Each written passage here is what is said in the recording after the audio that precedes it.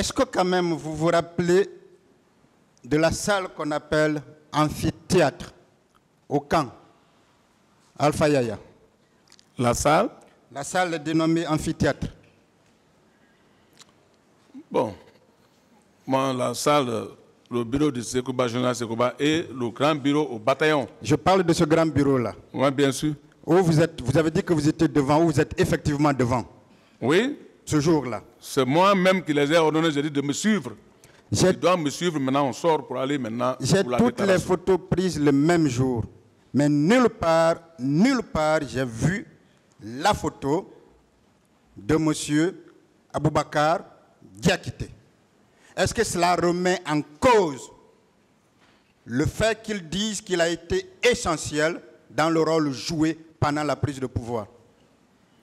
Moi, c'est devant le barreau ici que moi, j'ai entendu parler que j'ai fait ça, j'ai fait ça, j'ai fait ça, alors que tout s'est passé devant les militaires guinéens. Les militaires guinéens en ont témoin. C'est parfait. Monsieur Aboubakar Diakité a dit, juste par rapport à cette prise de pouvoir, que le militaire guinéen le plus armé à l'époque était le général Sekouba. Et lui, il était le patron du Bata, c'est bien cela? Il était le chef de bataillon du Bata. Est-ce que si vous n'étiez pas aussi essentiel, aussi fort, vous pouviez prendre le pouvoir au camp Alpha Yaya en présence du militaire le plus armé et le plus craint? Est-ce que c'était possible si vous n'aviez pas été là? D'abord, avant que le général Sekouba rentre à Canfer, c'est moi qui l'ai donné l'ouverture parce que j'étais le porte-parole. Quand il a quitté Massanta, c'est moi-même qui ai ordonné le camp d'ouvrir le camp pour qu'il rentre. Malgré le fait qu'il soit le patron de ce camp, il a fallu vous pour qu'il rentre au camp. Le bataillon était sous mon contrôle. C'est bien ça? Bien sûr. Le bataillon était donc sous votre contrôle. Tout le camp était sous mon contrôle. Est-ce que vous confirmez que le général Sekouba lui-même voulait le pouvoir? Si le général Sekouba voulait le pouvoir. Bon, moi, je ne peux pas savoir s'il voulait le pouvoir, mais il ne pouvait pas prendre le temps là, devant nous. De toutes les façons, il ne pouvait pas le prendre, n'est-ce pas? Oui. Est-ce que vous confirmez aussi que le général Toto voulait aussi le pouvoir? Bon, chacun de ceux-ci-là, ils voulaient le pouvoir, parce que peut-être ce sont des officiers supérieurs, mais ils ne se sont pas manifestés. Toujours ce jour-là, je voudrais que vous disiez publiquement qui avait humilié le général Toto. Est-ce que Marcel? Est-ce que M. Diakité? Ce jour-là, personne n'a humilié le général Toto. Ce jour-là? Ce jour-là, personne. Il l'avait humilié. Personne. Parfait. Si je vous comprends bien, donc, la décision de la prise de pouvoir a été prise entre vous, Monsieur Claude Pivi, Feu Issa, Général Sekouba Konaté et le président Dadis Camara. Merci. Monsieur Aboubakar n'était même pas là. On ne le voyait même pas là-bas, le temps là. Faut pas... On nous fait comprendre qu'il est allé détruire plusieurs postes de résistance. On est même allé jusqu'à penser qu'il était extraterrestre et qu'il avait juste pris sur lui un corps humain. Vous pensez que lui seul, à cette époque-là, pouvait bien mettre ou prendre 3 camps en même temps? On a fait appel à tous les camps de se rendre au camp Alpha tranquillement et chacun s'est rendu tranquillement au camp.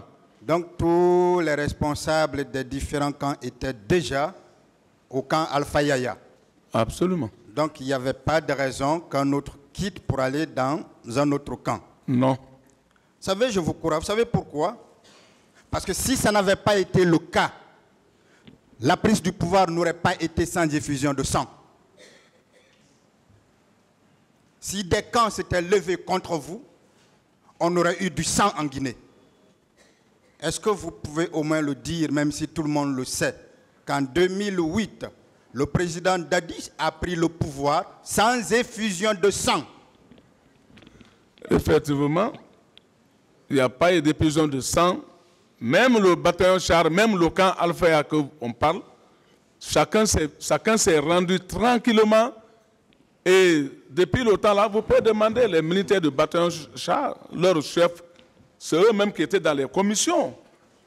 Ils étaient dans les commissions aussi. Alors, si on vous comprend bien, par rapport à la prise de pouvoir, si le président Dadis devrait rester redevable à quelqu'un, c'est bien à l'armée, pas à un individu bien déterminé. Bien sûr, à l'armée. Bien sûr. Si l'armée n'avait pas voulu, grâce à vous, il ne serait pas devenu président. Bien sûr. On va aller au deuxième point.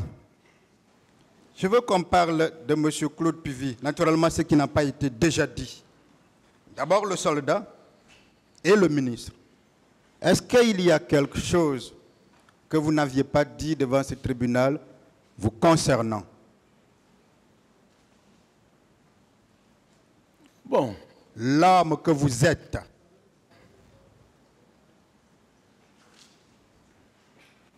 On en a parlé d'autres ici, devant ce tribunal.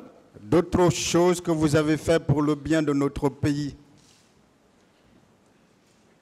D'abord, j'ai bien dit que dans ce pays, même l'agitation entre les races au niveau de Zérékoré, quand il y a eu des problèmes là-bas, oui. C'est moi et le colonel Tebro qui a fait le déplacement ici, où nous nous sommes rendus à Zérékoré, où il y a eu plus de 200 et quelques morts.